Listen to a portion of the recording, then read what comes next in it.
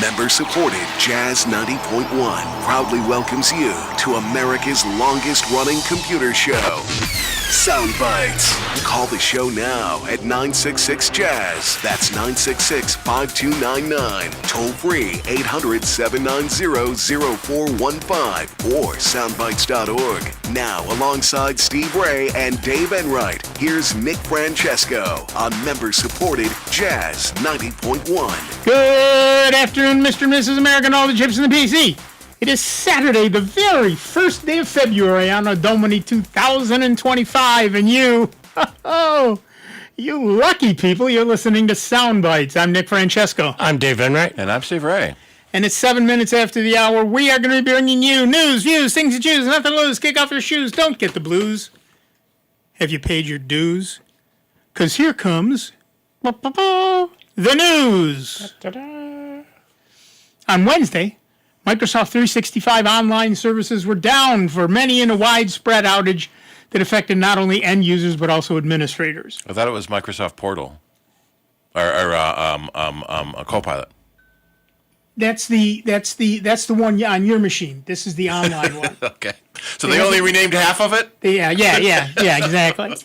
The outage prevented users and admins from accessing some Microsoft 365 services and the Admin Center. This included SharePoint, Exchange Online, and the Microsoft 365 Admin Center.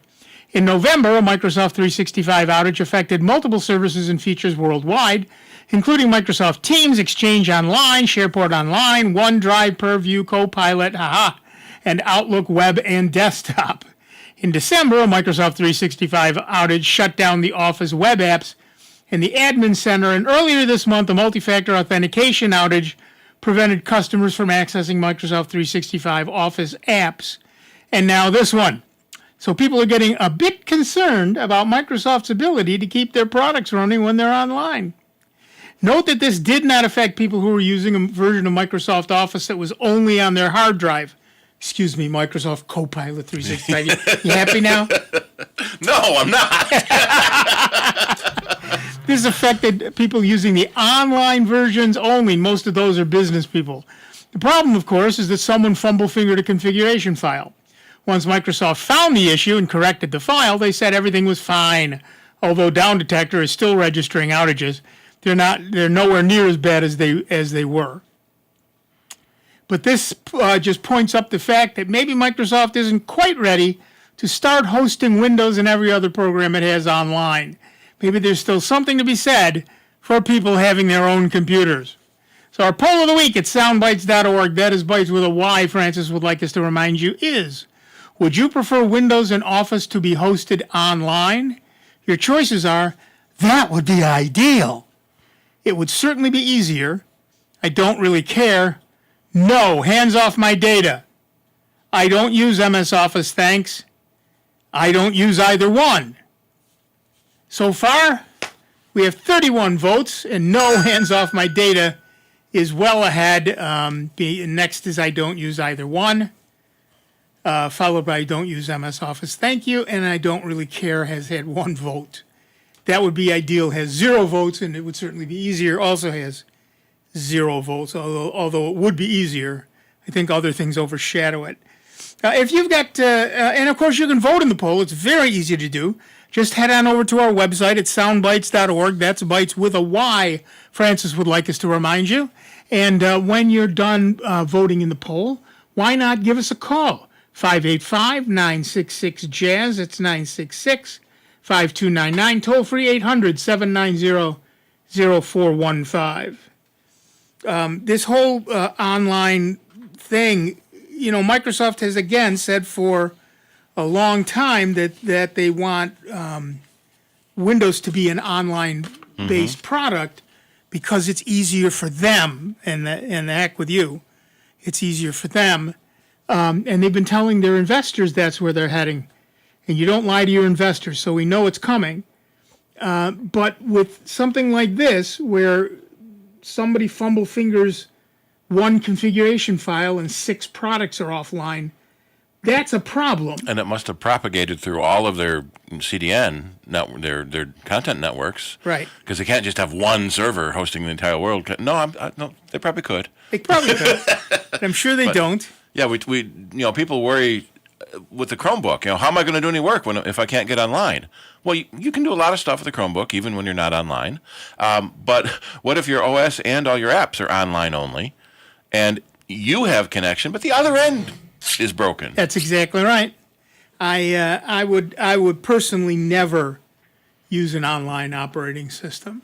I've done it within clients, which you in my business back in the day at RIT, we ran our own data center, so I could spin up a back end and point a thin client at it, and if there was a problem, I'm the one who was ultimately responsible. I made Dave do all the work, but I was ultimately responsible. So if that's a whole different thing, right? But for something like this, you fumble finger one configuration file, and 50 million people go offline. Mm-hmm. Probably not a good idea. You think? And it's just, the problem is you're working at 2:00 in the morning. You're tired. You're miserable. You've been up for 36 hours. You've changed 18 configuration files, and you screwed up one of them. Which one? Well, look at just some. And configuration files aren't like 3 lines long. Many Windows configuration files are 200 lines long. But just look at the current situation where, these Patch Tuesdays, that they've done some patches and then all of a sudden it's caused major issues for a lot of places. Now, if that was cloud-based and all of a sudden you come into work and say, oh, sorry, Microsoft did a patch, we can't work today. Right. So we can't pay you. Well, their theory is that when they are using only known images, right, system images, they do a patch, they know what that patch will do. So they put that patch on and everything will be roses and teacups. It will be lovely. Mm-hmm. So that's the theory. And I got a bridge that I want to sell them that's rock solid. It'll get them over this long avenue of going from San Francisco to Hawaii. No problems. No interruptions or anything else either. Trust me. Nice. Yeah. So, I look. What Office product do you use, and why? I'd be interested to know. Give us a call. 585-966-JAZZ. That's 966-5299. Toll free 800-790-0415. It still goes back to what I said last week. That I'll guarantee 80% of our audience out there could get away with Google Docs or any of the other free products. 1, save them money. 2, have it up in the cloud where it's safe. And, hassle-free. Not worrying about all of a sudden they make a change and all of a sudden now your icons that were over here or there are now switched around because, they had a version change, and just to make it effective, now that it's a version change, they mess or rename some of the products and everything else. Right. And a lot of people also are looking at products like LibreOffice because they don't want their data shared on the web. Yep. And that's fair. Yep. But it makes it harder to share with people you need to share it with, and it also means you've got to back it up. I've also seen a lot of customers don't use a word processor at all anymore. The only thing they type is email. True. And that's Yeah. and that's in their email. True. And a lot of people live their lives in a spreadsheet program. Mm-hmm. Or Notepad if they need something. Right, and that's my point. If they need to type anything, they either put it in an email or a note, whether that's in Google Keep or Notepad or any one of those little yellow sticky note trying not to use the register trademark, yellow sticky note apps that you can download, and that makes it, that they live their lives in something entirely different from what you would expect. Well, it's just like my wife had to do up these forms to return to the couple different companies. And I says, well, just email it to her. She goes, no, they got to have it faxed to them. Oh, my. I go, why don't they join the 21st century? Or just the 20th century or the 19th century. Yeah, I mean, hello. She goes, because we don't have a fax machine. I go, we don't even have a phone line in the house anymore. Right. There was a time that a samurai could have sent a fax about the President Lincoln being shot. Yep, that's exactly correct. Yeah. Fax machines are really old. Yep. I mean, but there's I still see it a little bit in like real estate.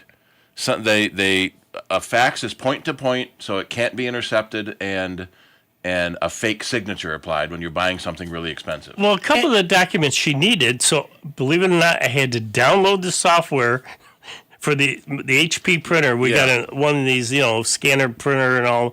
So I could scan the documents for her so she could at least get those and email them to this one company that accepted it. Mm-hmm. The others, though, she's got to print off and mail them. Yep. Yeah. Well, and speaking of faxing, you can now fax online. Yeah, And that completely undermines the whole point of point-to-point can't be intercepted faxing. and there's also several electronic signature companies where a little graphics, window shows up, and you try to sign on the trackpad with your mouse or with your finger. Yeah. As long as there's something there. Well, you think about it. For most of us, and I would say, again, 80% of the folks out there, one, they don't use checks that often. Right. Everything is either credit card or have it automatically deducted out of your account, say like your RG&E bill or your car payment. Those you can set up to just automatically happen. So one, it's cutting down on the post office. And again, the communication's just there. It happens. So you can just know when you pull up your bank statement, again, online, look at it. Oh, yeah, car payment went out, rent went out, this or that, And my accountant is about the only person I write checks to anymore. Yep. And sometimes they're sequential. Yeah.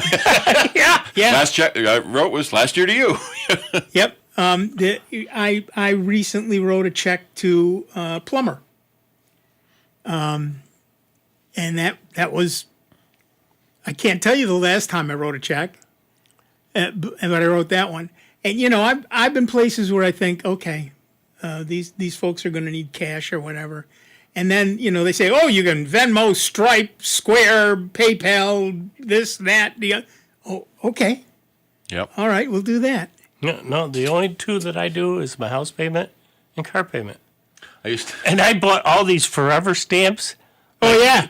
Like, I think it's about 4 years ago now, and I still haven't gotten through most of those. Because, again, those are the only two once a month, so that's 12 times a year that you send it out. Those mobile payment options have been such a godsend to field service people like me. I used to carry a Kerchunker with me. Sure. So because in the early days, I bet some of our audience still remember.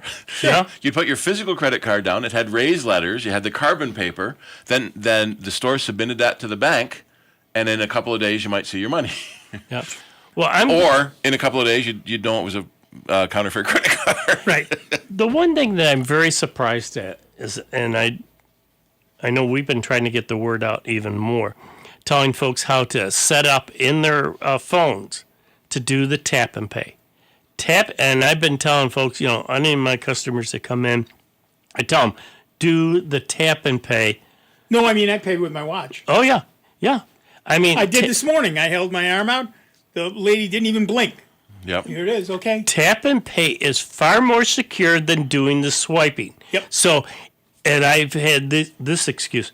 Well, yeah, I know it's an old card. I got to get around to changing it. Well, if you value your information and all your data in your banking, take the time, pick up the phone, and they'll gladly send you out a new card to replace that stupid stripe and set up one that has a chip in it. It's far more secure, and you won't get hacked.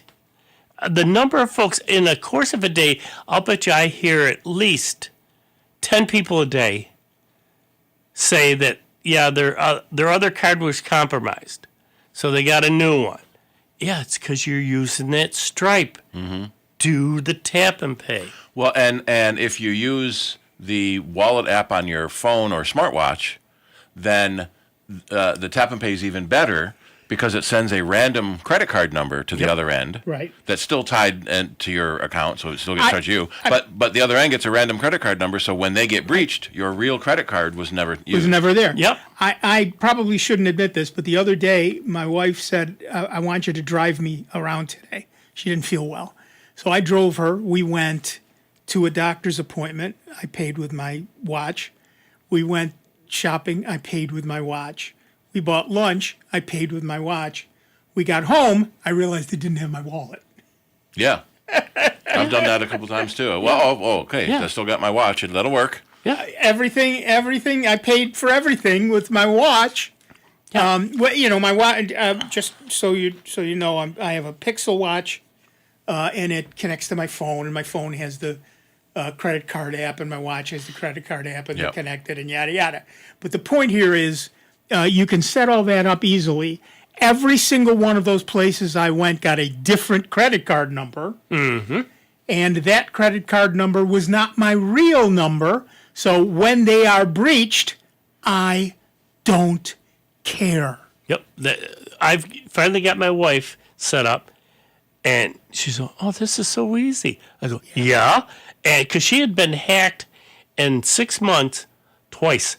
Yep. Mm-hmm. Because she was using the swiper. And that finally convinced her the second time, because trying to remember all the people that she had them tied to for her auto pays. Yeah, the second time that did it, and she goes, how do we do this? Yep. I got her set up. And since then, she goes, this is so nice. It's so easy. A lot of times you end up needing to wait until you get the email about a auto payment not going through. Oh, yeah, I got to set it back up with them. Right. Oh, the other thing that I got her set up on, too, which she wasn't a big fan of, was PayPal. I got her set up on a PayPal account. And I says, that way, if there's a dispute or that, PayPal will step in there and, protect you. I pay a lot of stuff with PayPal. My daughter prefers Venmo. So, when I say, stop and get something for us, I Venmo her the money. Mm-hmm. Although interesting, PayPal is really good. Well, most credit cards are really good protection for the consumer. Not quite so much for the store. Yeah. We had one case where someone had ordered a computer. We got verified address, verified payment through PayPal. We got a signature at the other end, but the person, that had been delivered. The person said they never got it, and PayPal took the money away from us. So now we're out of the money and we're out of the computer. Yep. We even called the postmaster in the town it went to. Say, oh yeah, I remember that box coming through. Yeah, they picked it up. It was not good enough for PayPal. So it's really good if you use it to buy things. It's really for bad. The consumer. Really bad for us to accept it if we want to accept payment. Yeah. Mm-hmm. Right.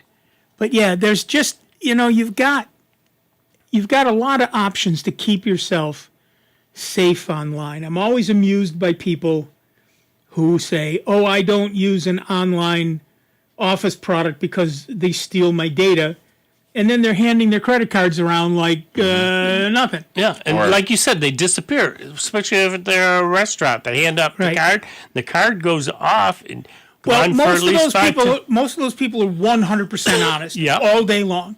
The real problem is the those 1%er. Right.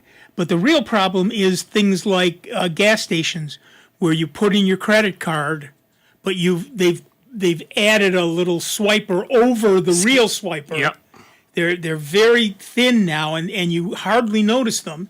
And you put in your card, and it's read twice, once by the legitimate swiper, once by the fake swiper. Yep. And then when you type in your PIN number, Catches that's that read too. by both of them. Yep.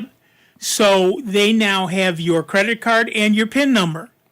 But if you do the wallet thing with your phone or your watch, they get no PIN. Or even if they get a PIN, so what? Yeah, they've gotten a credit card number that does not exist anywhere else. Yep. It is an absolutely fake credit card number. Yeah, because most gas stations now even will do the tap and pay. Right. And the very first time they try to use it, it will be rejected.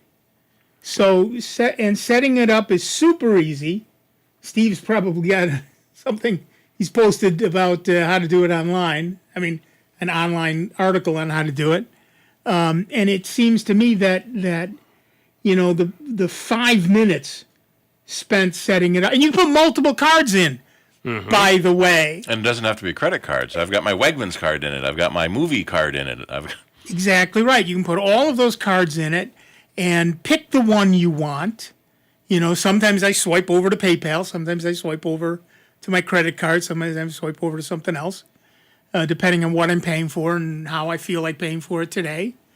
And it's fast and it's easy and it's convenient. And I truly don't understand why everybody doesn't do it. Well, they've got that. It's called key ring for the folks that love the key fobs for your CVS or say Tops, Wegmans, and all those other things. Instead of carrying those little fobs on your phone, you can put the app. It's called key ring, and put them all in there, and you take pictures in that and. Boom, at the registry, you have that fob pop right up on the screen. They scan it, boom, away you go. I've been using that for years. Yep. And again, it's saved up to the web, so, you create an account, and it'll keep track of all your stuff. Say, like Staples.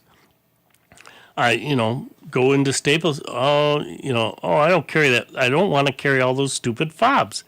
I just pull up the app. Swipe through it down to the bottom Staples. There you go. Boom. And all of those places are accepting this stuff now. Mm-hmm. I rarely over the years have been shocked by someone who doesn't accept it. The wallet app. Mm-hmm. And I haven't found anybody who doesn't accept it in a long time now. Yeah, no, it's become standard procedure. In the earlier days, I would tell clerks that it supports Apple Pay or Google Pay because of the symbol on the terminal. Right. See, they all had to get new terminals to support the chip. And most of the time, those terminals also supported the wireless payment as well. I went to my garage to pay for something, and I said, let me pay with my phone. He said, we can't do that here. I said, well, let's give it a try. It's 2 seconds. What are we going to lose? Mm-hmm. Went through just great. He was thrilled to discover he had a new form of payment that he didn't have before. And it was built into the terminal, and he was paying for it, I guess. But it wasn't, I guess nobody told him about it. Yeah. All right. That music tells us we're done with this segment, but there's a whole lot more sound bites coming. So give us a call, 585-966-JAZZ. That's 966-5299. Toll free 800-790-0415. We'll be back in just a couple of minutes with Dave Enright, Steve Ray, me, Nick Francesco, and you. 29 minutes after the hour, sound bites. Member-supported Jazz 90.1.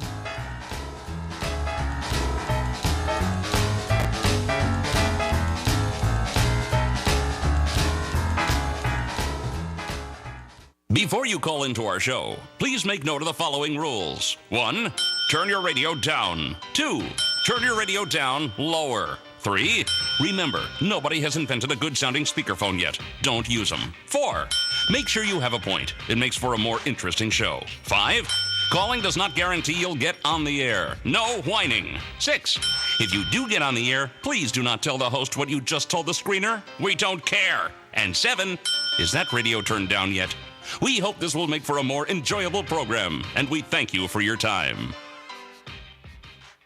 Computer talk you can understand. More sound bites is next on member-supported Jazz 90.1. NBC News Radio, I'm Lisa Carton. President Trump is defending his plan to impose 25% tariffs on Canada and Mexico. Speaking to reporters at the White House, Trump said the U.S. is going to have a nearly $200 billion deficit with Canada. They've treated us very unfairly, and I say, why should we be subsidizing Canada? The president says he will also impose a 10% tariff on goods from China. The tariffs were set to take effect today. All 6 of the FBI's most senior executives are out of a job. The news comes just hours after FBI Director nominee Kash Patel testified that he was not aware of any plans for large-scale removals of officials involved in the criminal investigation of President Trump. Other agents who investigated the January 6 Capitol riot are also being evaluated for possible removal. Israeli-American Keith Siegel has been released from Gaza after 484 days in captivity. Lisa Carton, NBC News Radio. Can we save memories before they slip away? This is Sandra Tsing-Loh with the Lowdown on Science. Alzheimer's kills brain cells, leading to memory loss and confusion. How can we stop this destruction? Marta Koper and the team at University Hospital Leuven in Belgium may have found a hidden culprit, a protein called RIPK1 that attacks and kills brain cells. Scientists gave mice a drug that blocks RIPK1, essentially turning off this cell death switch. The results? Treated mice improved on memory tests compared to untreated mice. Their brains were healthier too, with significantly fewer dead cells in key memory areas. This breakthrough could lead to Alzheimer's treatments that protect our memories. Now that's unforgettable. But what do lab rats have to remember anyway? Where the cheese was? Jazz 90.1 is supported by our members and by Lifespan. Scams that target older adults are on the rise, and the consequences can be devastating. Lifespan helps older adults take on scams, fraud, and identity protection. If you've been the victim of a scam, or to schedule a presentation to your organization or group, you may call 585-244-8400 or look online at lifespanrochester.org. Tickets for Jazz 90.1 University classes are on sale now at jazz901.org. It's been said that when someone you love has Parkinson's, you have Parkinson's. The Parkinson's Foundation knows that the disease doesn't just affect the diagnosed. It affects everyone who supports and helps care for them. If you have questions, the Parkinson's Foundation has answers. We can help you understand the disease and give you tips for living a better life. Find your answers at parkinson.org or call 1-800-473-4636. The Parkinson's Foundation. Better lives together. Calling all veterans. Veterans Outreach Center wants you. We provide essential services for veterans in the greater Rochester area. Get employment assistance, health and wellness support, residential services, food, clothing, and so much more. VOC, serving those who serve us for over 50 years. Visit vocroc.org or call 585-546-1081 today to learn more. Here's the latest Jazz 90.1 weather forecast. Sharply colder for the day today across Rochester, Western New York, and the Finger Lakes. We'll find clouds, some sun, maybe a stray flurry early on. High temperatures will be only into the mid-teens. For tonight, clouds will be on the increase. Overnight lows will be into the upper single digits. And the next weather system makes its approach on Sunday with a cloudy sky and showers of both rain and wet snow. Highs are back into the upper 30s. I'm meteorologist Josh Nichols for Jazz 90.1. And currently right now we've got cloudy skies, a little light snow out there, 14 degrees at the airport, and 18 here at member-supported Jazz 90.1.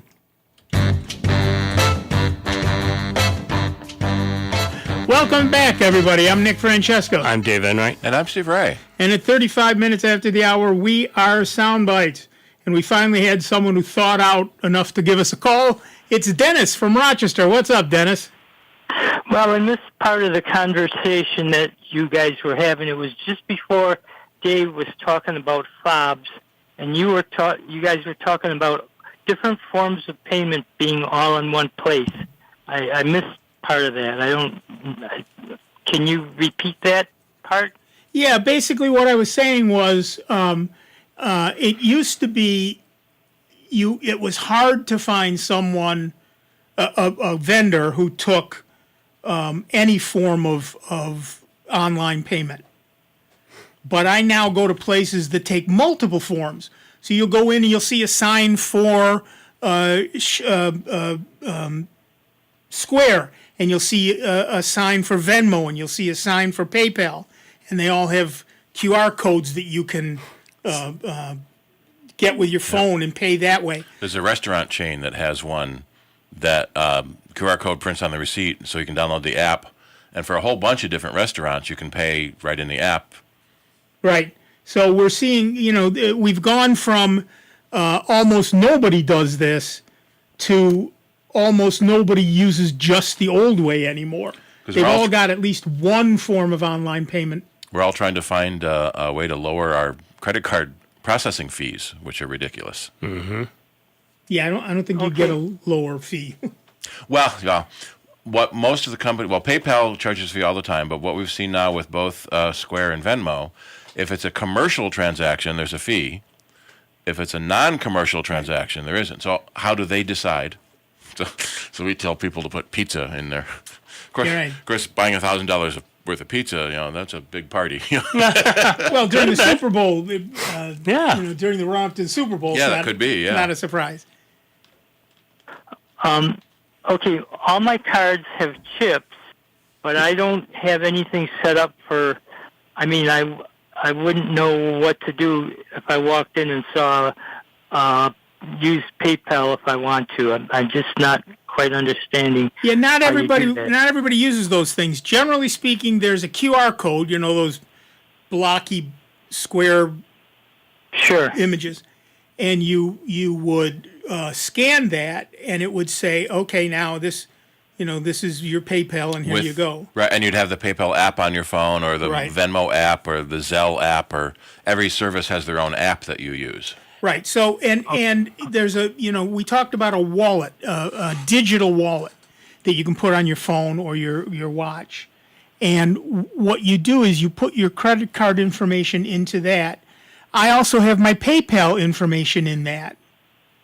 So I can just swipe over and say, okay, I want to use PayPal to pay for this, and use essentially tap to pay with my phone, but instead of going to my credit card, it goes to my PayPal account. Okay, I have. How do you set up a digital wallet, or where do I get the app for a digital wallet? What do you have, Android or Mac? Apple, iPhone, yeah. iPhone. It's already on your phone. It's in the wallet app in your phone, and I've posted links on our website for both Google Pay and Android and Apple Pay, so that you can use those digital wallets to do tap to pay with your phone or your smartwatch. Okay, so if I choose Apple Wallet, then I can add several different forms of payment, or they are already on there or something. No, you would add your credit card and any other form of payment you want to. So, like I said, I have both my credit card and PayPal in my wallet. And it can be several credit cards. Mm-hmm. Right, it could be several credit cards. As Steve said, he keeps my grocery store card, my movie card. Right, so there's all kinds of things you can put in there. In addition, if you had money in Venmo, for example, or you wanted to use Venmo, you could use the Venmo app. That would be separate, but it's available, and you can download it for your phone and then pay with the Venmo app. Similarly, the Square app, you can download that and use it. There's just some of them go through the wallet, some of them go through their own apps. Who is it? Is it Steve Martin and Martin Short are doing the commercials for PayPal credit? Yeah. Or PayPal Tap to Pay, yeah.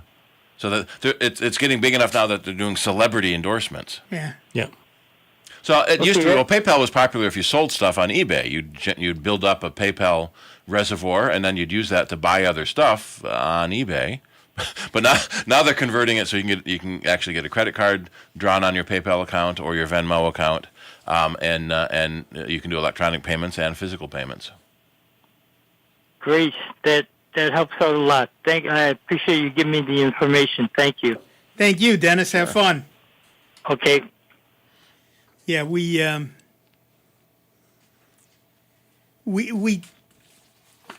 being, I believe, the three of us, tend to use our digital wallets far more than our physical cards. Oh, heck yeah. And like I said, there was the day that I paid for a bunch of stuff.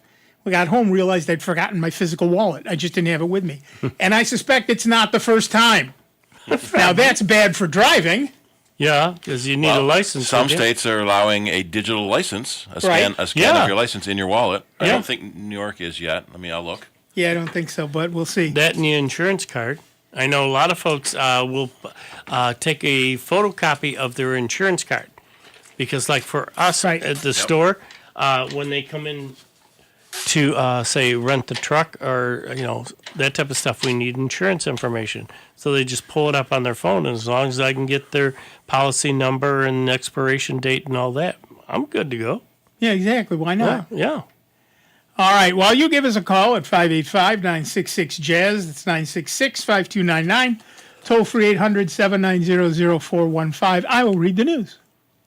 If you've heard any tech news at all this week and last week, you've heard about DeepSeek AI. Why are people so excited, and why is the stock market so freaked out? Well, tell us, Nick. Tell us. DeepSeek is the name of a free AI-powered chatbot, which looks, feels, and works very much like ChatGPT. Its latest version was released on the 20th of January, quickly impressing AI experts before it got the attention of the entire tech industry and the world. What makes DeepSeek so special is the company's claim that it was built at a fraction of the cost of industry-leading models like OpenAI because it uses fewer advanced chips. This possibility caused chip-making giant NVIDIA to shed almost $600 billion of its market value on Monday, the biggest one-day loss in U.S. history. DeepSeek also raises questions about Washington's efforts to contain Beijing's push for tech supremacy, given that one of its key restrictions has been a ban on the export of advanced chips to China. And by the way, DeepSeek comes out of China. Beijing, however, has doubled down, with President Xi Jinping declaring AI a top priority. And startups like DeepSeek are crucial as China pivots from traditional manufacturing, such as clothes and furniture, to advanced tech, chips, electric vehicles, and AI. By the way, in terms of electric vehicles, China is way ahead of us. You can order an electric car and it comes in a crate. Exactly. It's not street legal in the U.S., but it comes in a crate. One of the issues with DeepSeek is Chinese censorship. For example, if you ask what happened at Tiananmen Square on June 4th, 1989, which is a taboo topic in China, it replies, "I am sorry, I cannot answer that question. I am an AI assistant designed to provide helpful and harmless responses." The big deal is that ChatGPT created a model that rivals ChatGPT, but did it at a fraction of the cost and uses no special, read expensive, GPU hardware. That's why NVIDIA stock lost so much value. On the downside, on Monday, DeepSeek disabled registration on its DeepSeek v3 chat platform due to an ongoing large-scale cyber attack targeting its services. Now, however, you can now log on with your Google account to gain access. In doing so, you will share your name, email address, language preference, and profile picture with DeepSeek, a Chinese company. Now that DeepSeek has seen immense media attention, it is also being heavily scrutinized by cybersecurity researchers. And just to put the cherry on top, a group of researchers at the University of California, Berkeley, say they've recreated the core technology found in DeepSeek AI for just $30. This extremely cheap DeepSeek recreation is yet another indicator that while models from larger companies have been impressive, there may be much more affordable ways to build them. What with all of your data going to China and the fact that DeepSeek's self-censored, you might want to give it a pass no matter how cheap it is. So do you use AI? What's your favorite? Give us a call. We're still human. For now, 585-966-JAZZ. That's 966-5299. Toll free 800-790-0415. We've been using AI regularly for many years to do lots of things. In fact, was it the Writers Guild?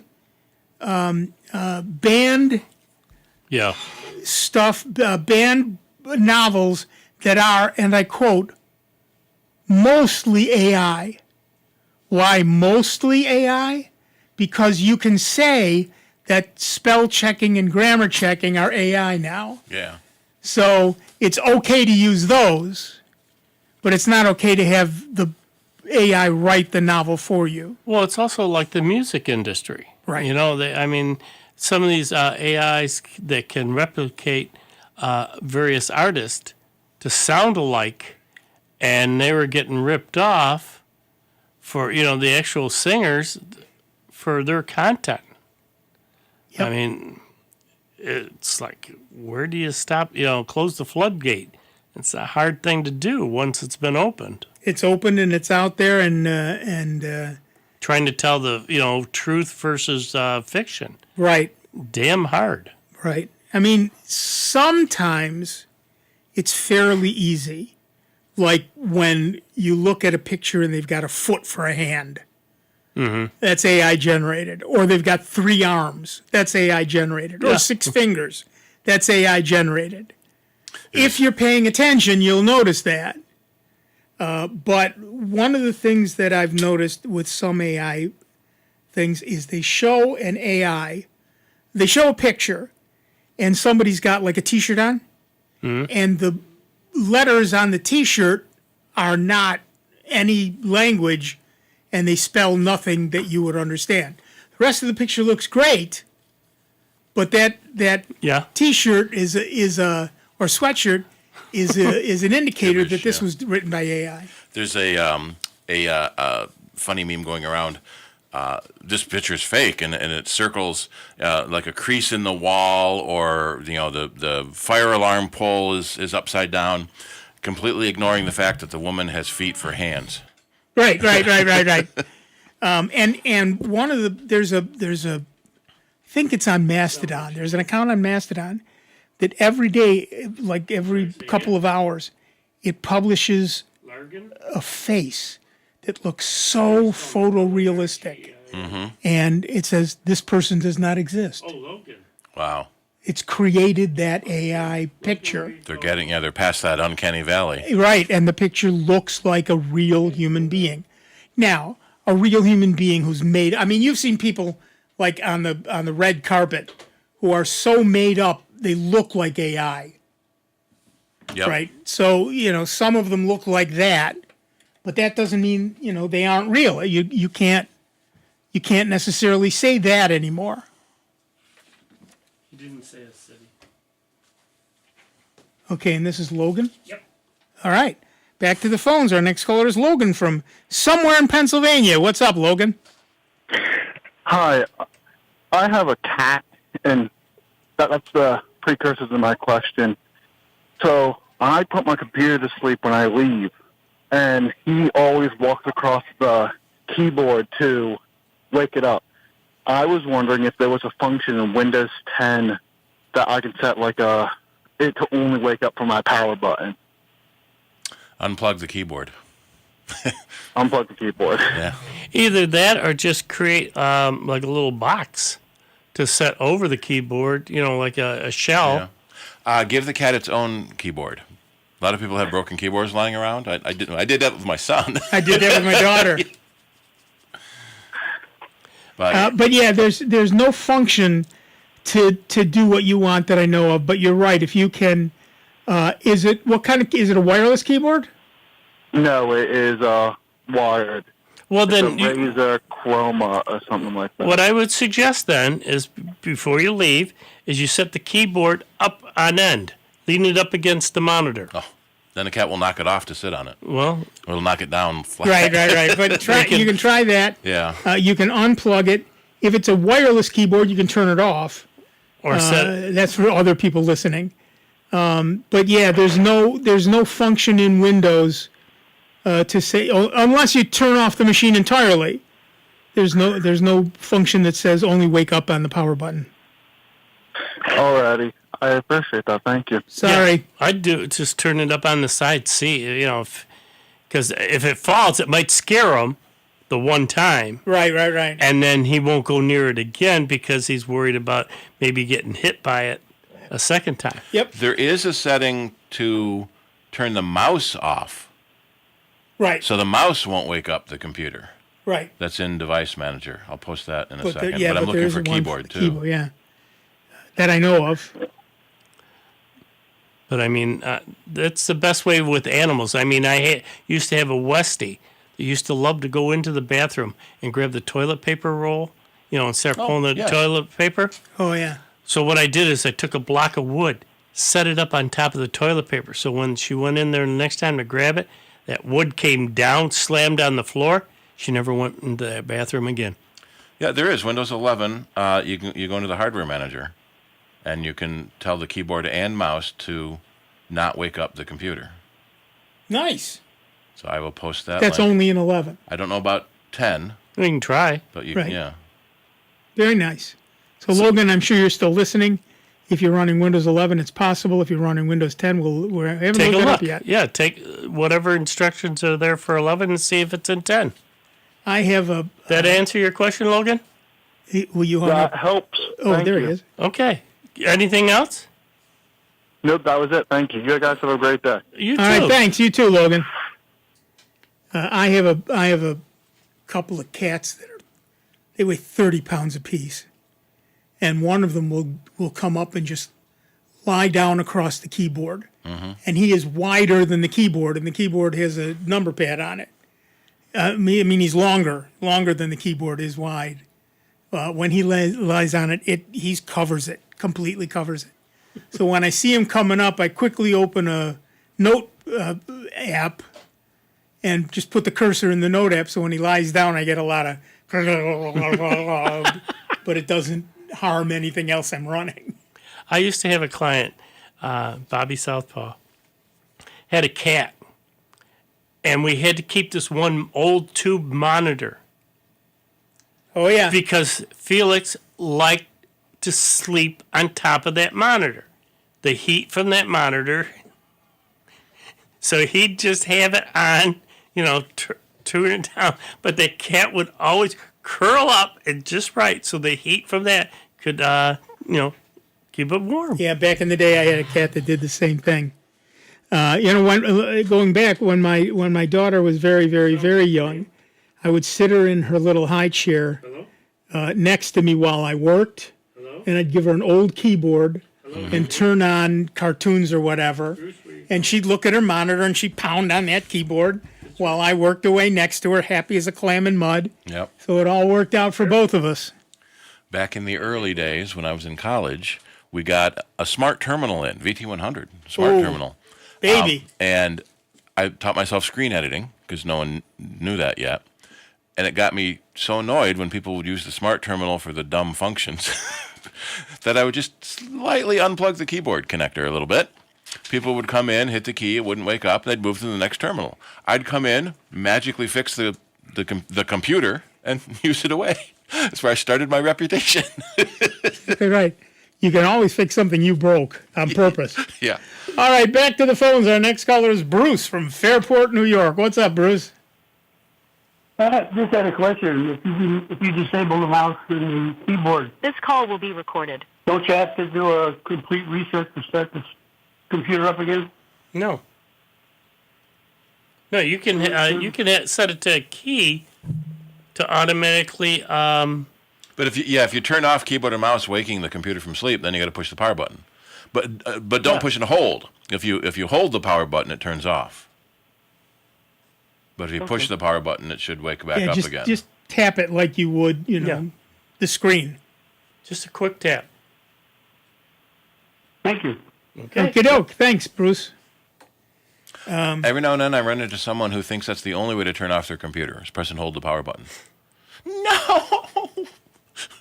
No wonder you're having problems with your computer. You keep crashing it, yeah. Right. And that also leads me to properly removing a USB drive. Yep. Oh, it's never been a problem for me. Yet. Tick, tick, tick, my friend. Yeah. Tick, tick, tick. The proper way to do it is to there's every single operating system on the planet has a way to safely eject a USB drive. Sometimes you can right-click on the icon and select eject, safely eject. Sometimes it's a choice in the taskbar, but there's always a way to do it, and you should do it every time. And here's the reason why. When you write to your thumb drive, you don't actually write to the thumb drive Directly. You write to a buffer, and the buffer writes to the thumb drive. And the reason for this is because thumb drives are ludicrously slow. So in order for you to get back your computer faster and move on to do other things, instead of writing to the thumb drive, it writes to a buffer in memory, and then that writes to the thumb drive in its own sweet time. So if you happen to wait an hour before you just yank it out of the computer, you're fine. You're probably fine. But a minute? Nope. And if you corrupt the directory, you almost can never fix it again. You're almost done. You're done. Yeah. Toast. So yeah, it just takes an extra minute, and you'll thank us when you don't have a problem anymore. The crazy thing is that thumb drives are NAND flash memory, aren't they? Why are thumb drives so slow but SSDs so fast? Part of it is USB 3, which is much slower than SATA. Yep. That's part of it. The other part of it is they're much, much cheaper NAND chips, and so they're designed not to be. They're not designed to be fast. Mm-hmm. They're designed to just work. To be cheap. 10 for $1. Yeah, in your cereal box. I just bought 10 of them for what it was, $30, 25, whatever it was, 64 gigs. I was doing some backup stuff. I bought a new computer.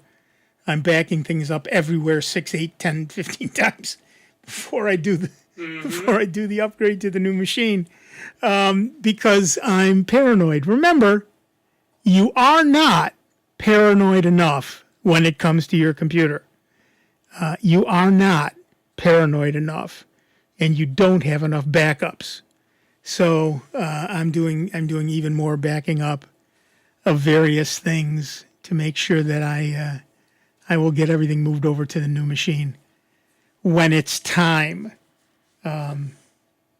So yeah, I'm the only thing I can't back up is the BIOS, because I have to do a BIOS update, which fixes the i9 processor problem, and that worries me.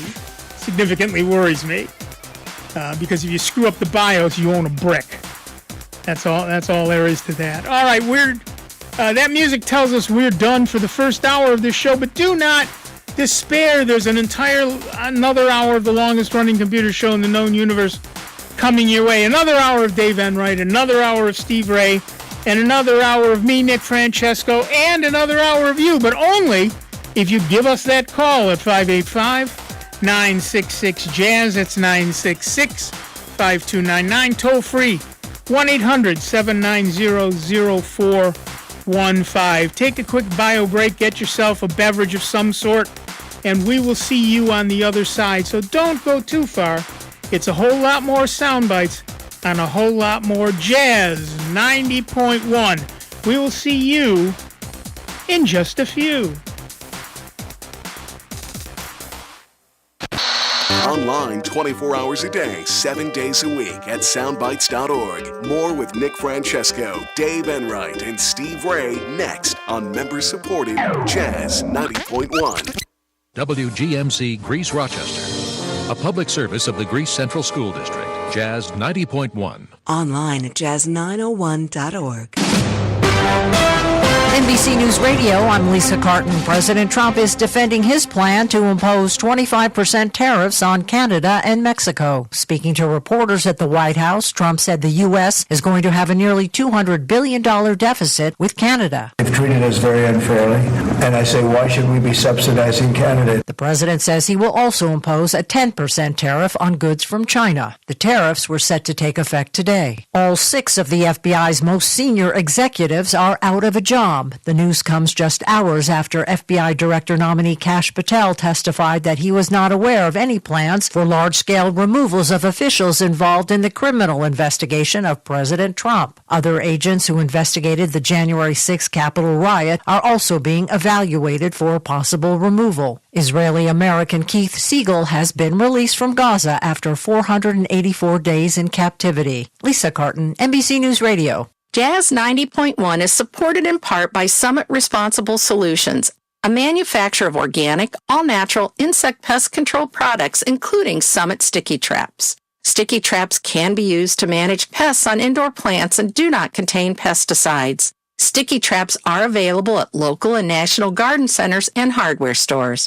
Information on how to control insect pests can be found at summitresponsiblesolutions.com. Jazz 90.1 is supported in part by our members and by the great courses How to Grow Anything DVD series hosted by Melinda Myers. The Great Courses How to Grow Anything series consists of 4 DVD courses that provide gardening tips and information on food gardening, landscape design and care, container gardening, flower, tree, and shrub care, and more. More information is available at melindamyers.com. That's melindamyers.com. Everyone has a community, a neighborhood, school, kids' teams, where you worship, work out, or any other place or group where you choose to belong.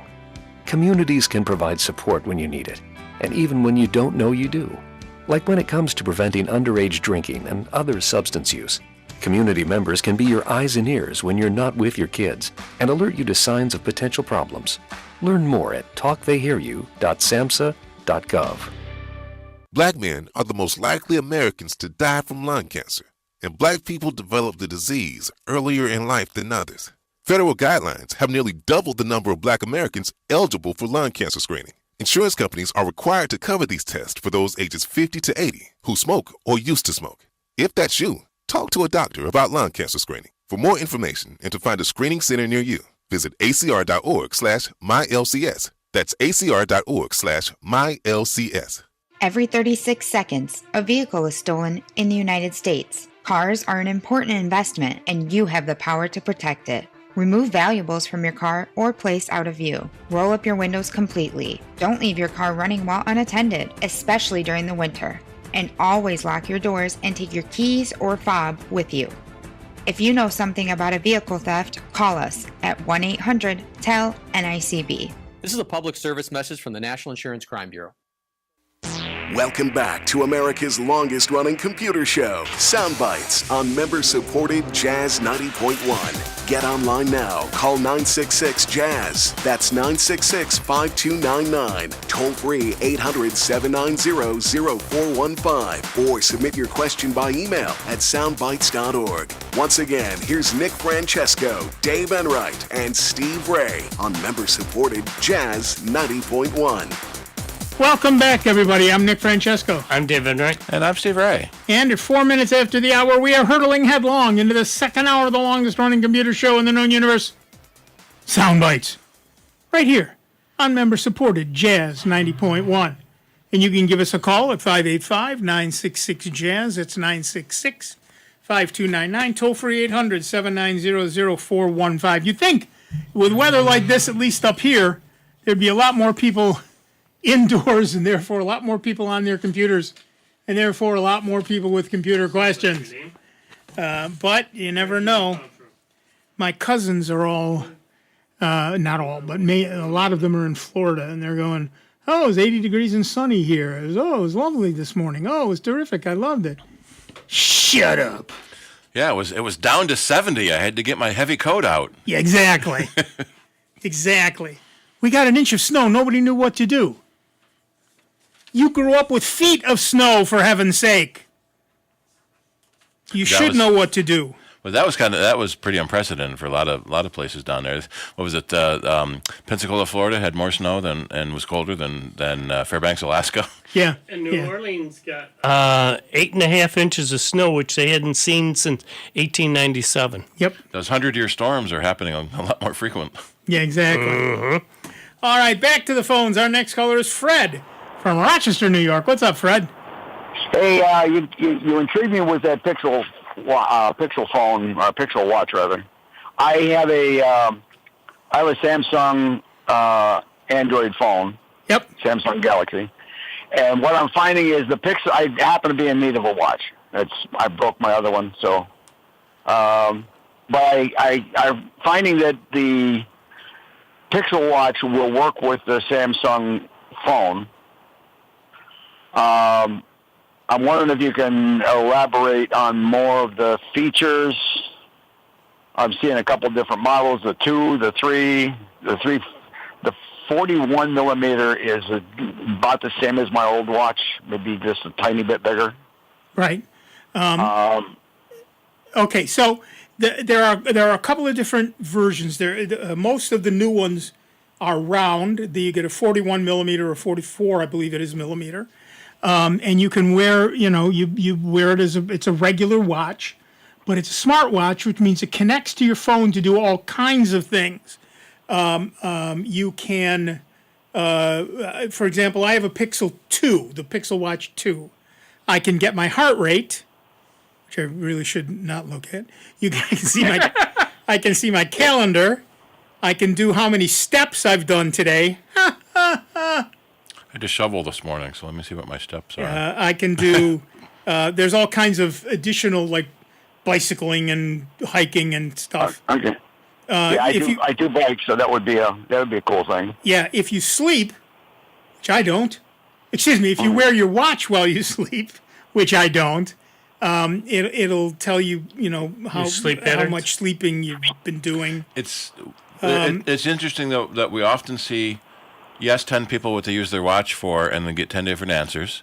I use it to get messages, so I don't have to dig my phone out of my pocket. Right, and that's a feature that they pretty much all have. A lot of people use it for the health stuff, for the exercise tracking, for the sleep tracking. Although the question becomes if you wear it at night to sleep, when do you charge it? Well, exactly. When you're in the shower. All right, so I'm with Steve on this. I particularly love it in my car.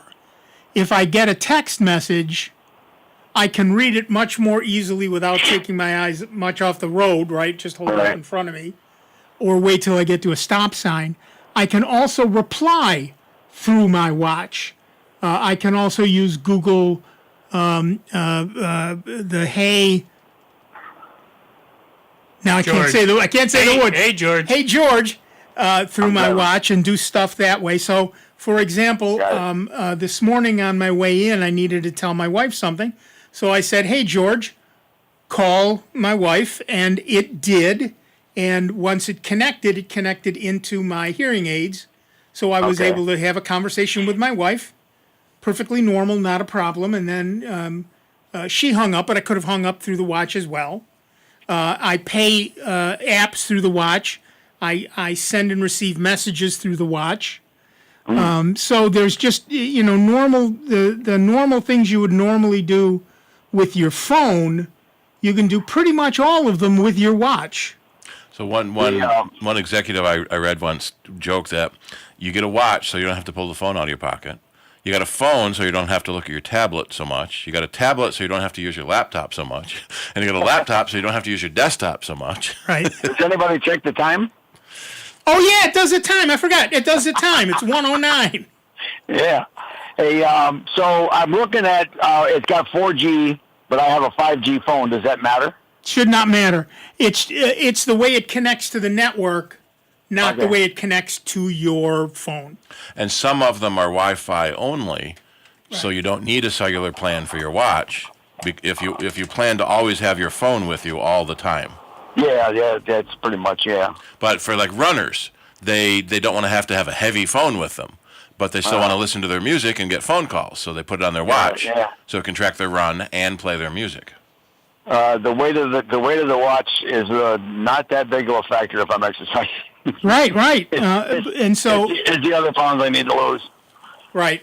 So yeah, and this is true of most watches, whether it's a Pixel watch or the Samsung watch or the Apple Watch or TicWatch or any of those companies.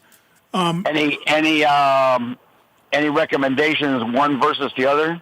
I haven't really looked at them until you mentioned it. Yeah, I'm very much a Google guy, so I really like the Pixel watch. There's the one thing it doesn't do. Why is this in pounds? I want dollars. I can't help you there. The one thing it doesn't seem to do is it does heart rate, but not heart beat.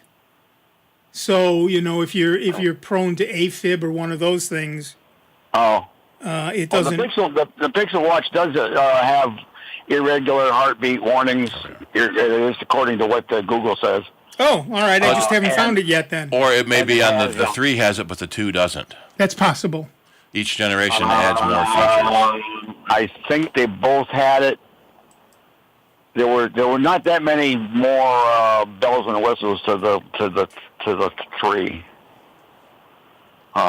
But yeah, it's $100 more is the difference. That's the difference. That is the difference. But when you get to that $100, and not that much this interests me, but I just want it to be compatible with my phone. Oh, it can. Look at this. There's an ECG app, which I apparently have not downloaded. Of course, it only does AFib. Well, there was an irregular. I saw something with an irregular heartbeat notification. Right. And if your heart rate suddenly jumps up and you're not doing any exercise, it's got a notification. I heard somebody say once their watch started warning them they're having heart problems when he's watching his football team win. Yep. Uh-huh. Or lose, I guess, would be the same thing. Your heart rate goes up, yeah. Some fumbled play and your heart rate just skyrockets. Boy, those watches, though, are expensive. Not the 3s. Oh, the 3s, yeah. $350. Well, that's one reason you get the older one. Yeah, right. Yeah. Does it fix me coffee in the morning? No, but it'll tell you whether or not drinking it has increased your heart rate. Did they? Yeah, there's a actual display, smaller bezel on the 3. Right. Run workout builder, run time, real time run guidance, daily run. Yeah, I'm posting links for the Pixel watches and the Apple watches, and they all have a compare button, so you can see between the different the different models and the different generations. But I was just wondering what kind of thoughts you had, because I broke this one a few days ago, and I've been going without it, and I'm doing okay, you know. But when you mentioned that, I thought, well, maybe I could get the newer watch. Mm-hmm. Yeah, for the longest time, watches kind of almost fell out of use because everyone had a phone to tell the time. Yeah. And who was it? Samsung and Google were pushing watches for a long time, and then when Apple came to the market too, suddenly the Android users wanted that, and it sort of spurred both industries. Yeah. Yeah, I know my supervisor has one of these.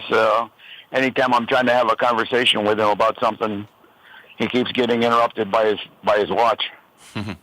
Well, yeah, that is the thing. If you get, you can set it up so that it gets your messages, which means you get ding, ding, ding, ding, ding all day long. Yeah, that's inconsiderate. Most of my stuff is on, my phone is on sleep mode, or not sleep mode, but do not disturb. Do not disturb, yeah. And the only ones that are my favorites, okay, so my boss may not be my favorite, but he's definitely got my attention. Yeah. If my daughter calls or texts, if my boss calls or texts, those are the only ones that actually go through. Right. And make a noise. So I'm not disturbed 600 times during the day. Right. I don't know if does the watch have that same function? Does it work if it's coming through the phone? Yeah, most of the time it can either mimic what the phone settings are, or you can set it separately. And I don't know a lot of people that leave theirs and do not disturb all the time. So when they get to it, they'll look at the messages that came in. Yeah, and typically with do not disturb, if you in your contacts, if you specify a very important contact or in case of emergency, those phone calls will still get through to you even when you have do not disturb turned on. Right. I have do not disturb. I do. I do that. Yeah, I have which ones are starred in my contact. Exactly. And I have do not disturb on right now. Yeah. So that nobody annoys me except for Dave and Steve during the show. And callers. Yeah. Yeah, exactly. So I've got that happening right now, and I've had a couple of text messages from my cousins, ding, ding, ding, but they haven't come through. Right. I saw them on my phone because I specifically looked for them, but they have not come through. I can't hear them. I don't see them on my watch. I don't hear them on my phone. Okay. So any comparison now that you mentioned Samsung, and I have a Samsung phone, any comparisons? The only Samsung watch I had was a very, very, very early version, and I was not as impressed as I am with the current Pixels. But again, it's been 5 years. Technology changes greatly. And technology has changed greatly. I can't honestly speak to how good the Samsungs are, although many, many people love them. But I will say I love my Pixel watch, and it seems to work fine for me. Okay. Well, that works. That's good information. I guess I did Apple and Google. I suppose I should put Samsung link up too. Probably should. Samsung makes so much. I keep getting into their 95-inch TV link. No, I want watches. 95-inch TV. That's bigger than my room. Yeah. Yeah, right. Wow. I'd have a sore neck looking back and forth. Yep, I get it. Well, that's good information. I'll check out the links. All right, thanks. Thanks for all your help. Thanks, Fred. Have fun. You too. Bye-bye. Bye-bye. Yeah, I have to say that I liked my Samsung watch. It was good for its day, but it was a long time ago, and I can't really speak to the quality of the new ones. Whereas I can speak to the quality of the Pixel watch. And the TIC watch, as a matter of fact, was very nice as well. TIC. But I really love my Pixel. I love my Pixel watch. It does everything I want to do except that ECG, and I just realized it can do that. So thank you. I will figure out the best app for that. And download probably a Fitbit. Should do it right in the watch. Yeah, it's already, I believe the Fitbit is already in here. I just have to. Maybe it's already working, and since my heart is fine, it doesn't say anything. Yeah, or maybe you don't want to know. I can tap the ECG app, and it takes a reading now, but it right. Yep. Right, I can do that for my heart rate, but it doesn't say.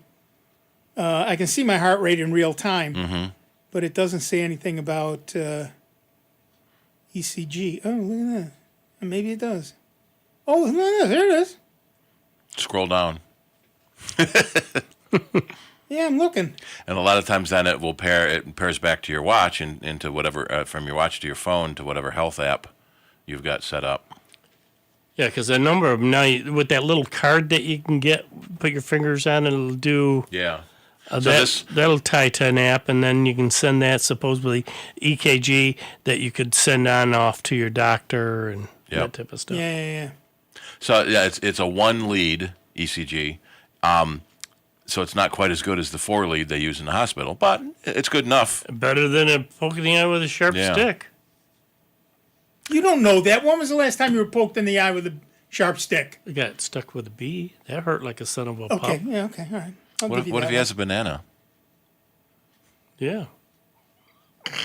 Okay, we'll just move quickly on. Pointed stick. We'll just move quickly on. I will have to see about the ECG thing. Comes pre-installed on Pixel Watch 2, so I've already got it. I just have to find it and turn it on. Apparently, Nick, It's called RTFM. Read the manual first. Well, that's part of the problem. Smartphones, smartwatches, smart home appliances, they do so much that you can never figure out what everything is until you see someone else doing something. How did you do that? Oh, I can do that too. Yeah, exactly. Or you go to the internet and watch YouTube videos. Yeah. Well, exactly. Or, some people are visual learners. Some people are not. I much prefer to read an explanation than to watch it. Yep. But all the reading apps, the reading sites are going away in favor of showing people things. And sometimes I like to see it, but mostly I like to read it.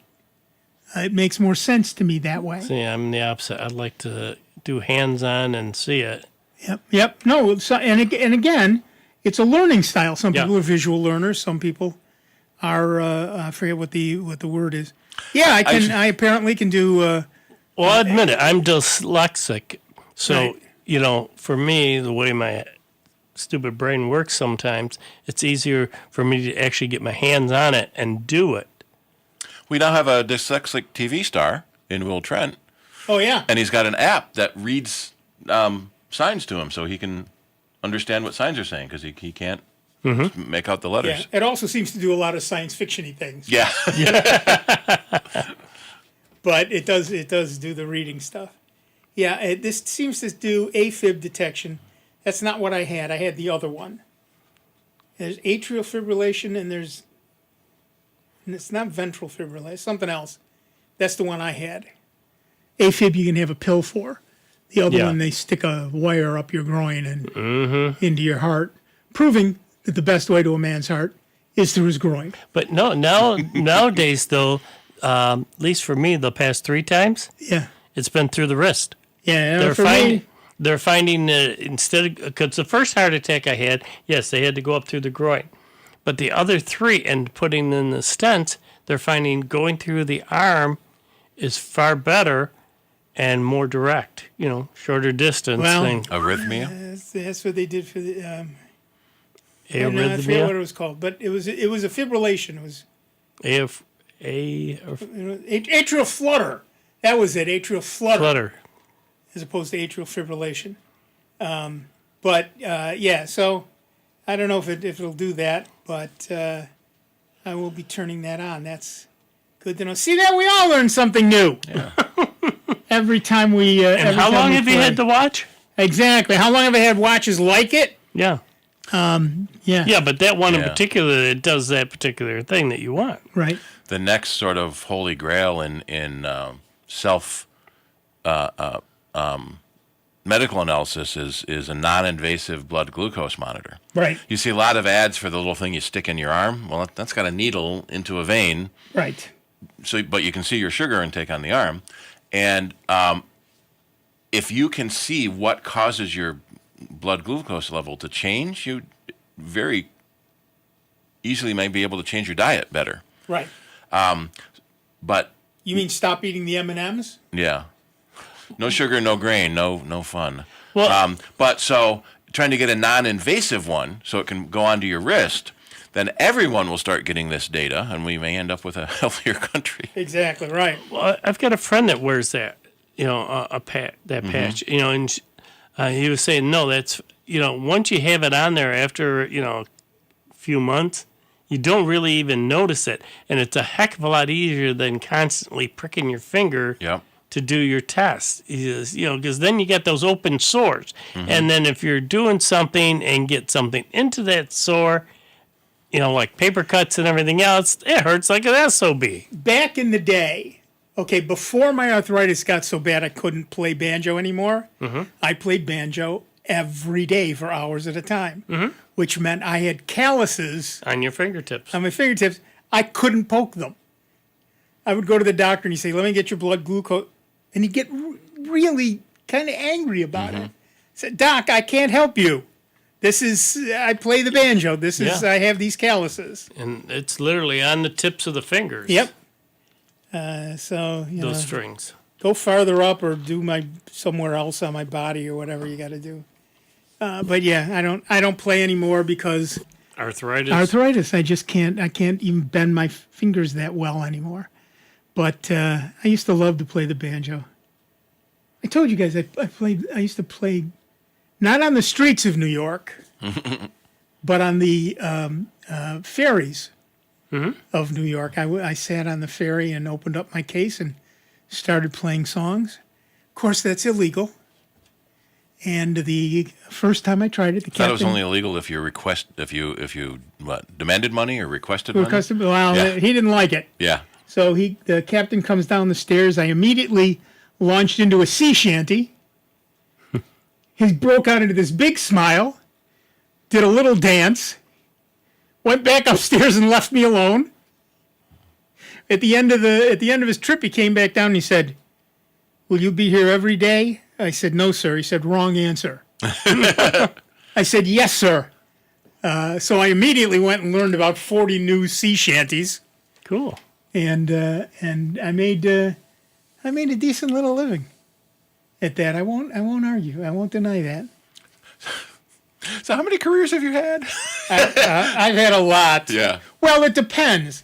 When you're an actor, you know, I'm an actor and a musician. Is playing on the subway different from playing in a show? Yep. Different, you know. Or waiting tables. You do what you got to do to supplement your income to survive. Strangest job I ever had. There used to be, I'm sure it's gone now, a restaurant in New York called The Juggler. I don't know why it was called The Juggler. But they hired me to stand outside and juggle stuff. You know, they used to, people would stand outside and hand you a menu. Yeah. I just stood outside and juggled. All day long. I had great biceps back in the day. Running chainsaws? No.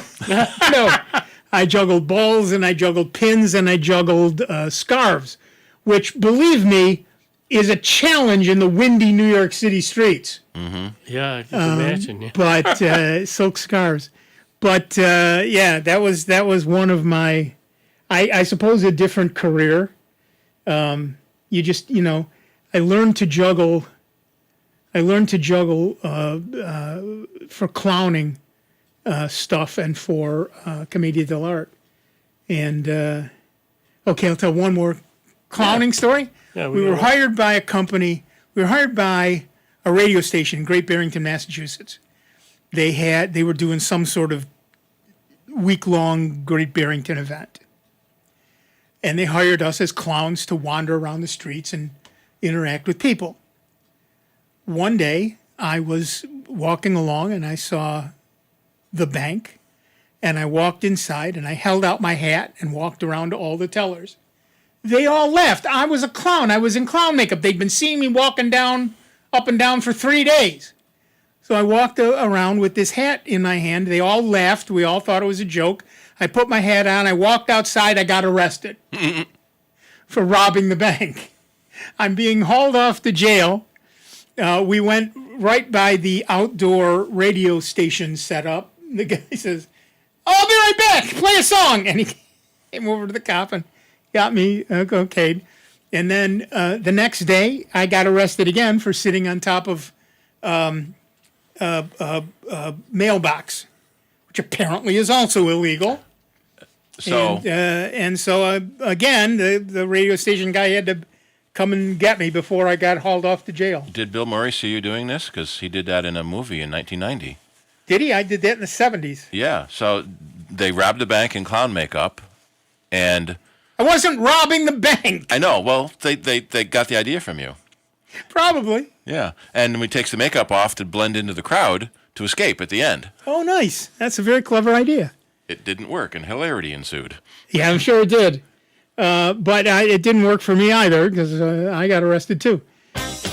All right, we're going to take a quick break while I stop admitting breaking the law, because some of the things I've done, the statute of limitations still hasn't run out on. We'll be back in just a couple of minutes with Dave Enright, Steve Ray, Mina Francesco, and you. It is 29 minutes after the hour.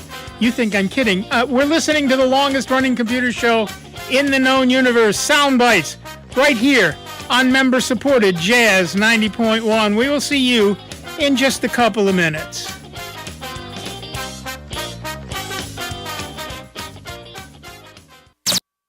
It's America's longest-running computer show. Back to more sound bites with Nick, Dave, and Steve. Next on member-supported Jazz 90.1.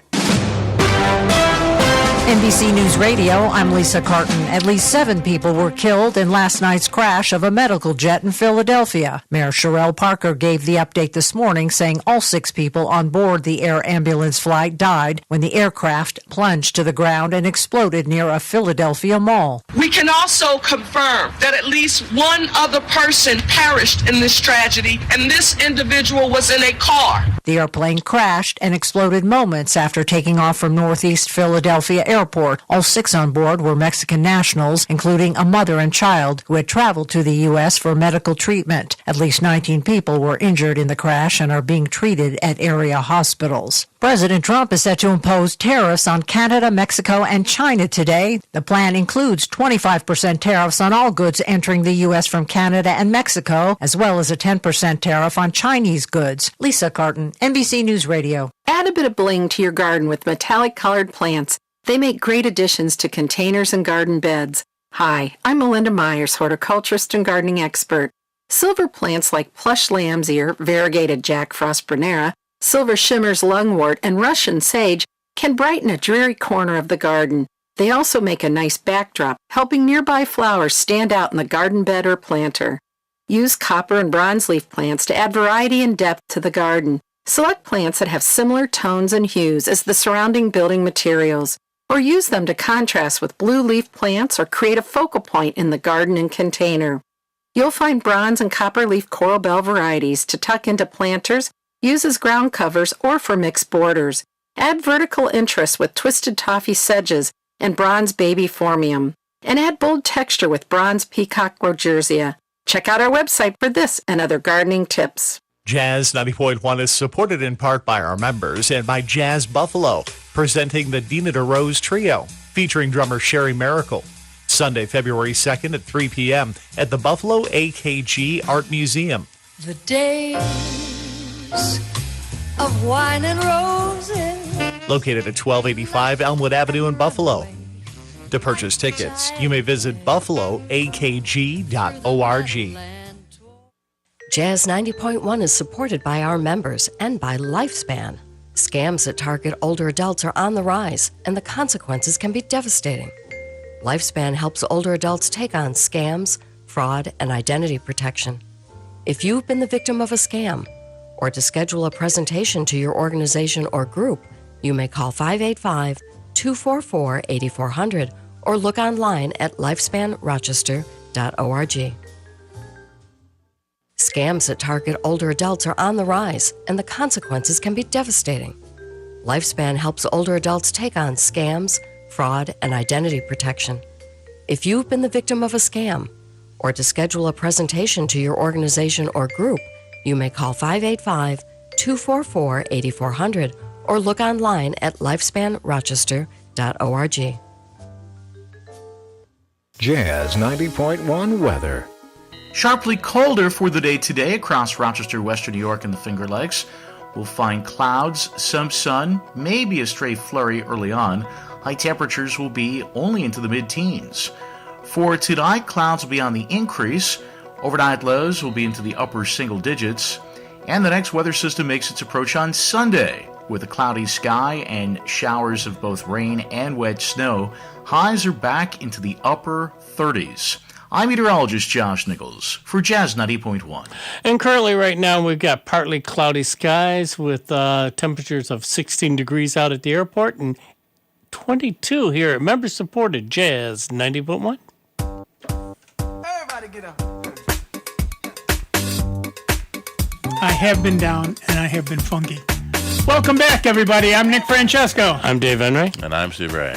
And at 34 minutes after the hour, we are Sound Bites. And getting up is the hard part. Yeah, I don't get up anymore. Okay, lots of Apple news this week. Earlier this week, Apple has released software updates to address several security flaws across its portfolio, including a zero-day vulnerability that it said had been exploited in the wild.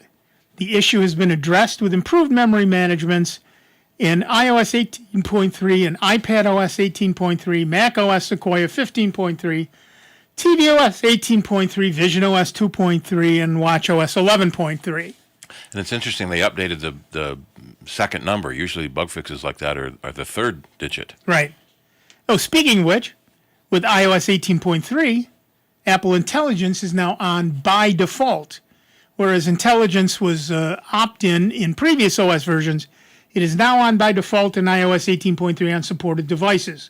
So if you don't want it, you turn it off instead of wanting it and turning it on. Also, because Apple Intelligence was blatantly making stuff up in news summaries, it temporarily is disabling notification summaries for apps from the news and entertainment category. But don't worry, it'll still mess up summarizing your text messages and emails. On the other hand, more iPhones were upgraded during Apple's fiscal first quarter than any previous period, and that seems to be because of its AI features, or at least that's what Tim Cook or Tim Apple believes. On the other hand, Apple fell slightly short of investor expectations when it reported its first quarter earnings Thursday. While sales were up 4% overall, the iPhone showed signs of weakness, and sales in the Chinese market slipped by just over 11%. The iPhone performed better in countries where Apple Intelligence was available, like the U.S., but net revenue in the first quarter went up 7.1% more than last year's Q1. This was driven by the Mac, the iPad, and services. The uptick in Mac and iPad sales was likely helped by several new Mac models and a new iPad mini starting shipments last October. But it's not all smooth sailing. Apple just got hit with a class action lawsuit.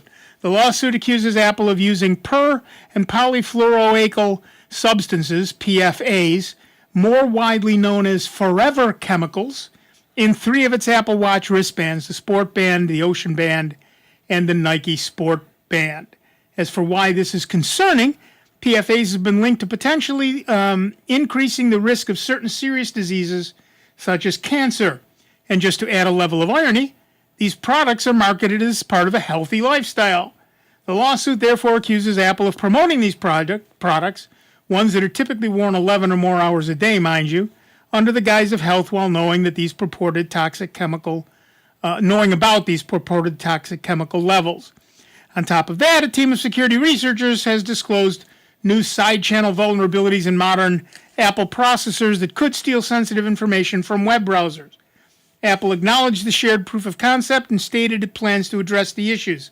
However, at this time, the flaws remain unmitigated, and this hits mostly the M series of Apple chips. So are you an Apple fan? Give us a call, 585-966-JAZZ. That's 966-5299. Toll free 800-790-0415. Apple had its share of controversy this week. That Apple Watch band is really a bad thing. I mean, really a bad thing. They're promoting those bands as part of a healthy lifestyle. Turns out they contain forever chemicals, which are linked to cancer and a number of other really bad diseases. So, if you have one of those watches, if you have one of those, it's the bands, it's the watch bands. It's the Sport Band, the Ocean Band, and the Nike Sport Band. I would stop using those immediately and replace them as soon as you possibly can. And I'm reading the summary from the American Chemical Society on the study. 15 of 22 watch bands from multiple companies. Yeah, they're not the only ones. They're the ones that got hit with the class action lawsuit. Yeah, we'll expect to see lawsuits against other companies soon. One of which I'm sure is Pixel. Apple was big to point out it was a fluoroelastomer. It's not rubber, which is interesting because rubber is a naturally occurring substance and completely renewable. They're big on renewable substances. Right. But so apparently this specific chemical, as part of the fluoroelastomer, cuts down staining from sweat. Ah. You don't want your That's far more important than not getting cancer. Yeah. Yeah. Yeah. 16,000 nanograms per gram. That's an interesting rating. Yeah. NG/G, nanograms per gram, right? Right. So 1 gram of your sport watch has 16,000 nanograms of this chemical. Which doesn't sound like a lot, but still. Yeah. is bad. I wonder what this watch band is made of. This is the Pixel watch band. Good question. It feels like rubber. I would say, do you really want to know? Probably not. I have to pay to read the entire article. Also, I can read the summary. Right. Oh, heck no. We're seeing that a lot on the web, too. Again, we've talked about this so many times. People are trying to figure out ways to make money on the web. Subscriptions like my Ask Nick newsletter, shameless plug, and ads, and that's a subscription, are the only ways we've found to do it. You know, they've tried micropayments. There are companies who have charged to send email, you know, 1/100 of a penny or whatever that is. That certainly didn't fly. And now, you know, things like ChatGPT charge you per token, and you pay per 1,000 tokens, and a query will take a few hundred tokens or whatever. So it's interesting how that's going. Trying to get creative ways. I'm very interested in DeepSeek, because apparently, and I really haven't looked at this much yet because it's a busy week this week. Apparently, you can download a version to your own computer and run it there. I wouldn't run it on any old computer. You can actually run it on a Raspberry Pi. It's very slow, and it's the smallest model, but apparently it runs.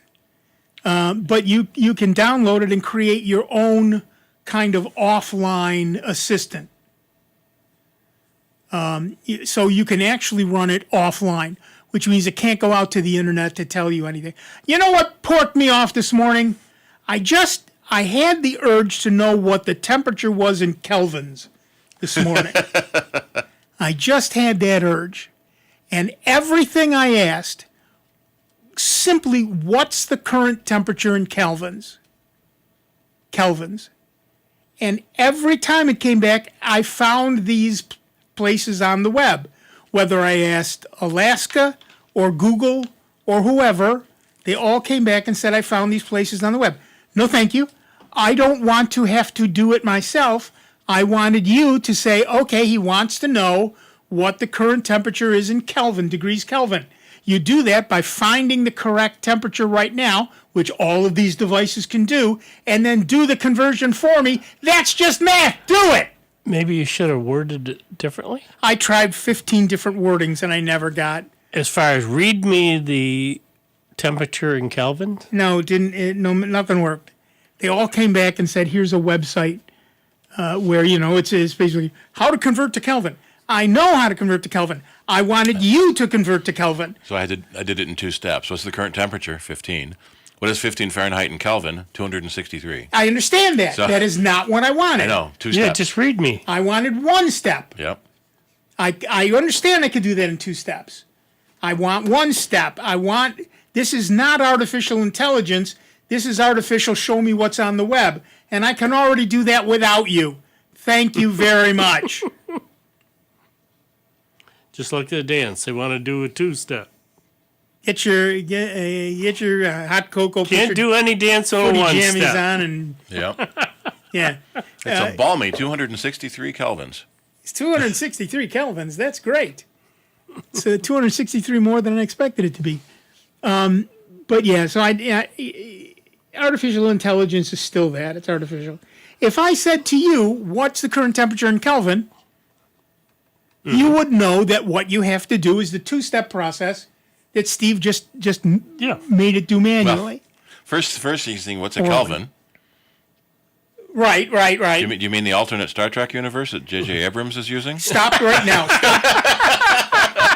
Stop going immediately. Deep, going deep. Stop immediately. Yeah. Talking about kelvins in the real world. Delete after use. Check my inbox. Let me see if ChatGPT can do it. Yeah, and I just wanted to tell me that they're not. When they say artificial intelligence, they're not kidding.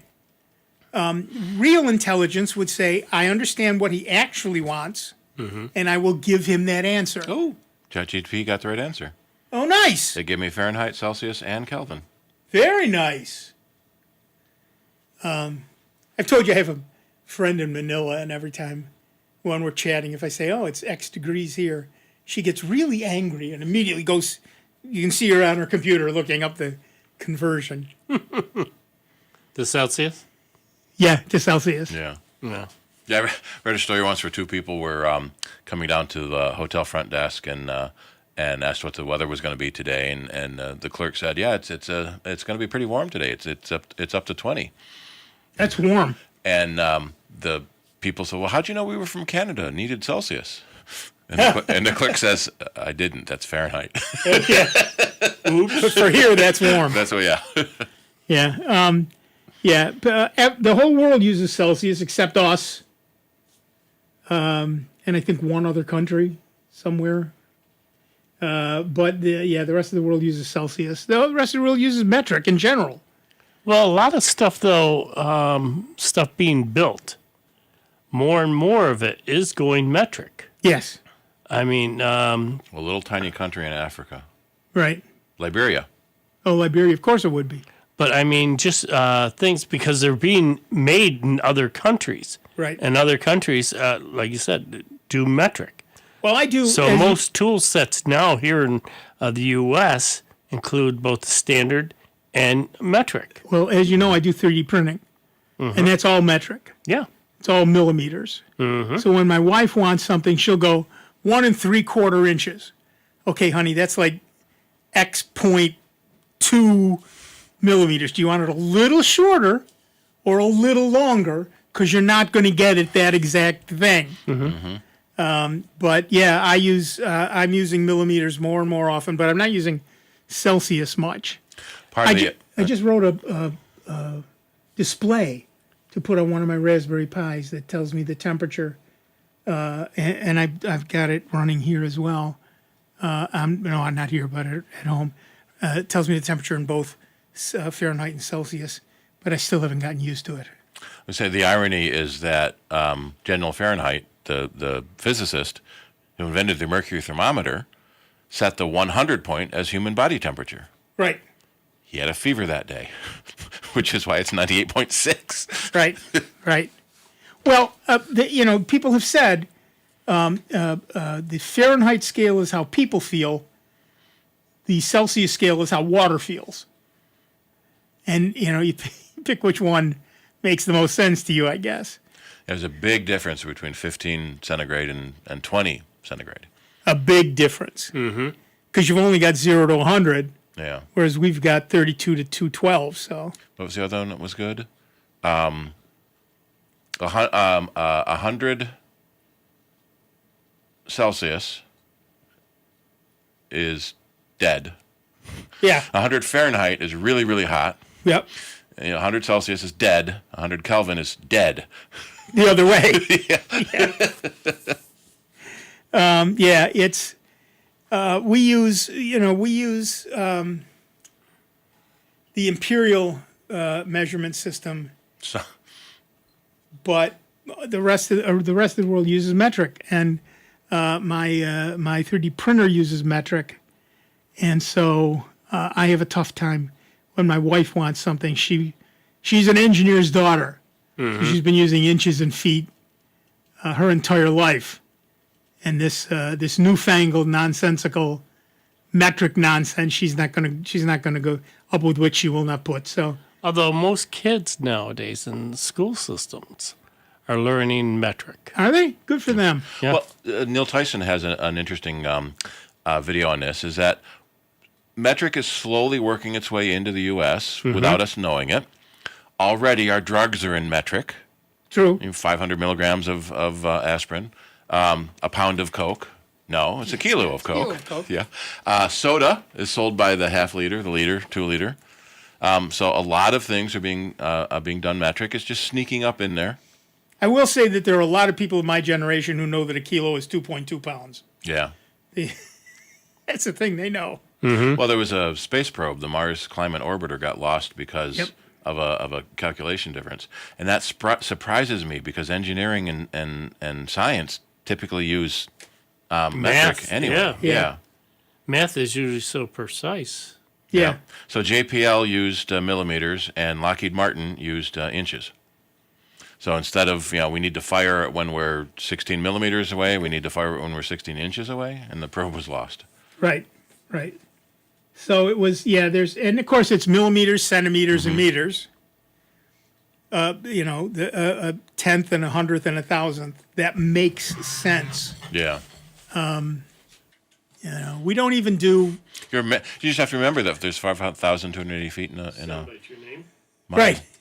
Or 3 feet in the yard. Who's yeah. Soundbites. What's your name? So we joke about in the model rocket community. Your rockets are usually measured in inches. It's a 1 inch, 2 inch, or 3 inch rocket. Your motors are measured in millimeters, 24 millimeters, 28 millimeters. So I have a 4 inch rocket with a 38 millimeter motor. And you easily go back and forth among them. Yeah. That makes sense. And you can also measure your apogee. Yep. In either feet sounds better. 16,000 feet. Right. Versus 5,000 meters. Right. A meter is slightly over a yard. So you divide by 3 and a little bit to get it. All right. All right, back to the phones. Our next caller is Neil from Honeoye Falls, New York. What's up, Neil? Hey, thanks for taking the call. This has nothing to do with sound bites or computers, but I wanted to tell you about a really quick method I use to convert Celsius to Fahrenheit in my head that is absolutely dead on, and it takes seconds to do. Okay.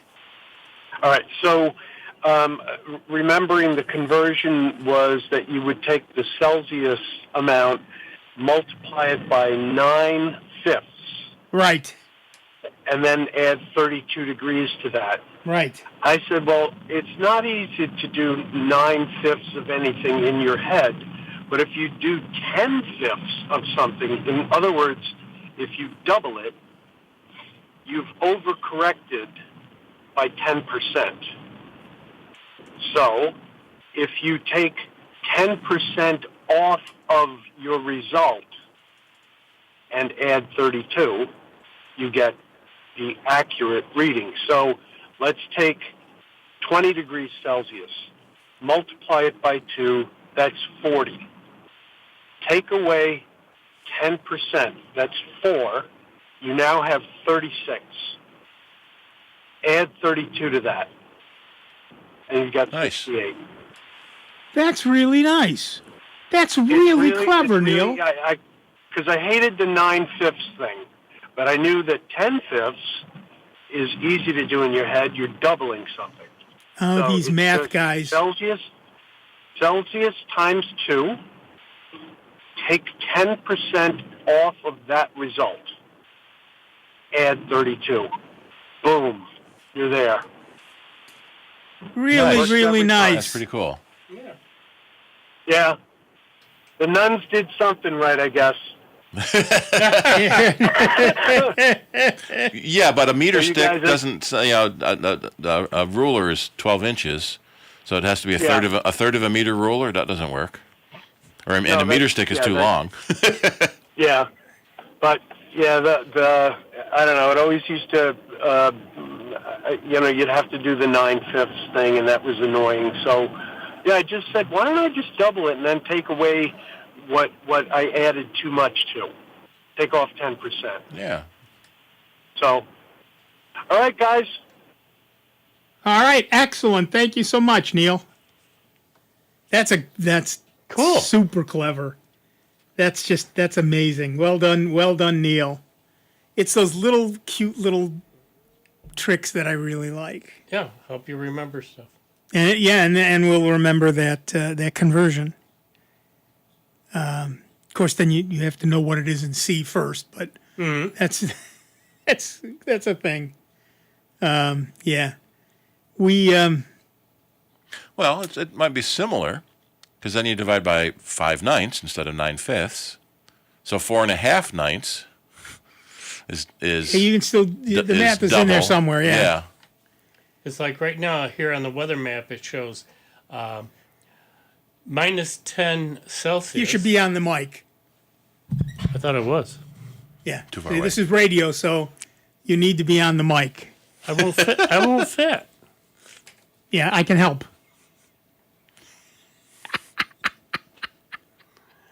It says here 14 degrees Fahrenheit is minus 10 Celsius. Yep. So, yeah, here at least on the, even on the National Weather Services, it's got both Yeah.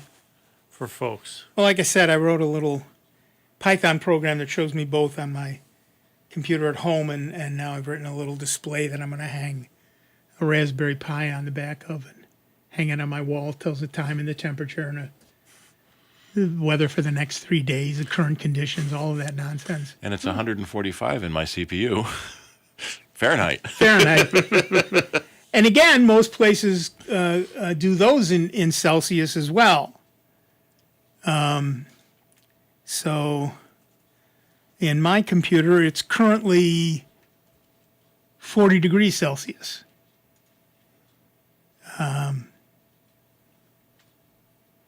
high is critical is 100 degrees Celsius. Yep. So I'm at 63 Celsius. right. So, and that, by the way, every computer operating system on Earth will tell you somewhere along the line the temperature of your CPU. You can find a way to do that. And it doesn't hurt every once in a while to check, particularly if you're one of those people who sticks your computer in a corner or under a desk. It may well be running hotter than you'd like. And one of the biggest killers of computers is heat. So I've got 20 temperature sensors. That this one program is watching. Who knows I've if got a there's more bunch than of those too, but I'm only looking at the aggregate. Yep. And that's. Go ahead. See, my trackpad is 91 Fahrenheit. So that must be the bottom side because the top side Cooler than is that. warm, but it's not 91. Right. Well, you've got an aluminum chassis, which you were talking about earlier. It pulls the heat out like crazy. And I'm using a cooling pad. Right. That's the whole point of the thing. Yep. I get that. I also noticed that my hard drive here is only 13% full. Well, I'll have to do something about that. There's lots of information you can get about your computer, and you should get it regularly so you know when it's not running right. Take a look at it while it's running right and get used to those numbers. And then if you see those numbers change drastically, you know there's a problem. So it's a good idea to do that. You can also write a program that constantly saves those data for you and then can do analysis and yada, yada, yada. But it's easy to look to. All right, that music tells us we are done for another week. We're done, and we're done. Thank you, Dave Enright. Thank you, Steve Ray. I'm Nick Francesco. Thanks to everybody who called in. Great stuff, particularly that last little math twist. That's very cute. So we'll be back next week with a whole lot more of the longest-running computer show in the known universe. That would be Sound Bytes. We will see you in just 166 hours. Be good to one another, will you? Stardate February 1st.